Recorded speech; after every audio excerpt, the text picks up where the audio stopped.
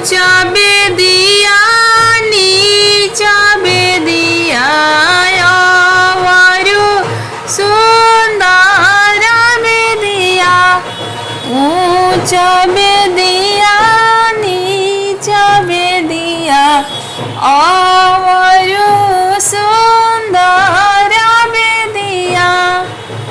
अरे माई से हवे दिया बैठली सुंदर बेटी पापा से आरज करे अरे माई से हवे दिया बैठली सुंदर बेटी पापा से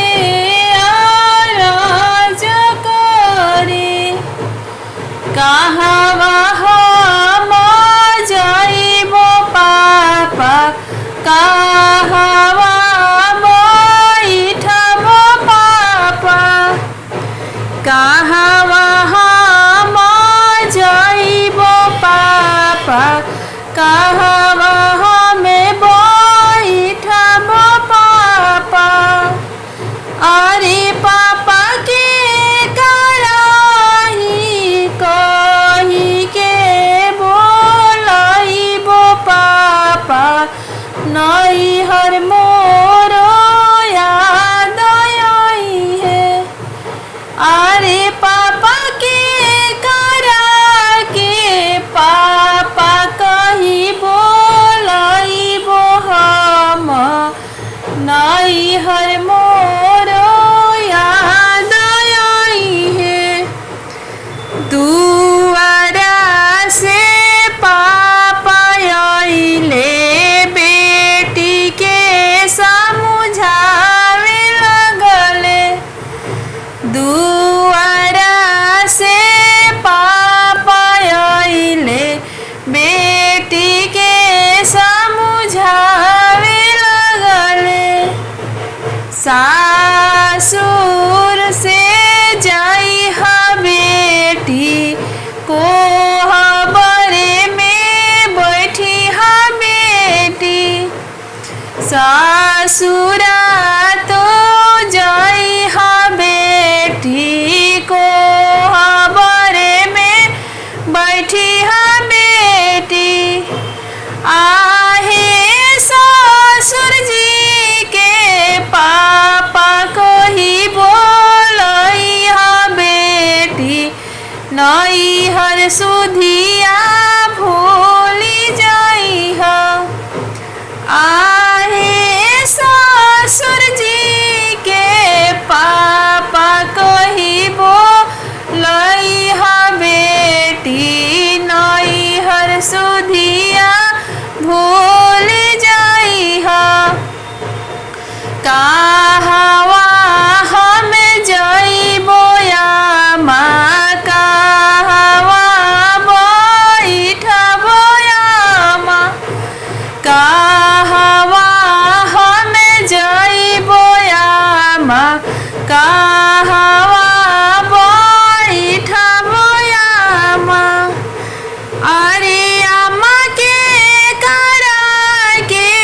आमा कही बोलइबो हम आंगन मोरो याद आई है आहो आमा के करा के आमा कही बोलइबो हम गोदिया तोहरो याद आई है घर में से आमा आइली बेटी के समझावे लगली घर में से आमा आइली बेटी के समझावे लगली सासुर तो हो जाई हा बेटी रसोईया घरे बैठी हा बेटी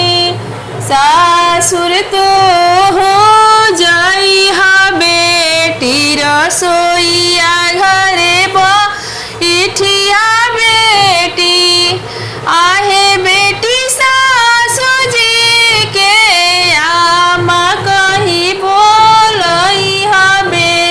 लगली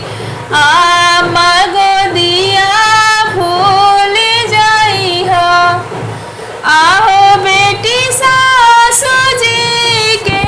आमा कही बोलई हो बेटी आमा गोदिया भूल जाई हो। कहाँ वहाँ जइबो चाची कहाँ जाके बैठबो चाची आहे चाची के करा के चाची कही बोलइबो हम अंगना मोरो याद आई है। आओ चाची के करा के चाची कही बोलइबो हम अंगना मोरो याद आई है। घर में से चाची आइली बेटी के समझावे लगली। घर में से चाची आइली बेटी के समझावे लगली। सासुर तू जइहा बेटी रसोईया घरे बैठिहा बेटी। सासुर तू जइहा बेटी रसोईया घरे बैठिहा बेटी। आहे बेटी सासू जी के चाची कही बोलई हा बेटी चाची गोदिया भूल जाई हो। आहो बेटी सासू जी के चाची कही बोलई हा बेटी चाची गोदिया भूल जाई हो। प्लीज़ मेरी गीत अच्छी लगी तो वीडियो को लाइक कमेंट सब्सक्राइब जरूर करें और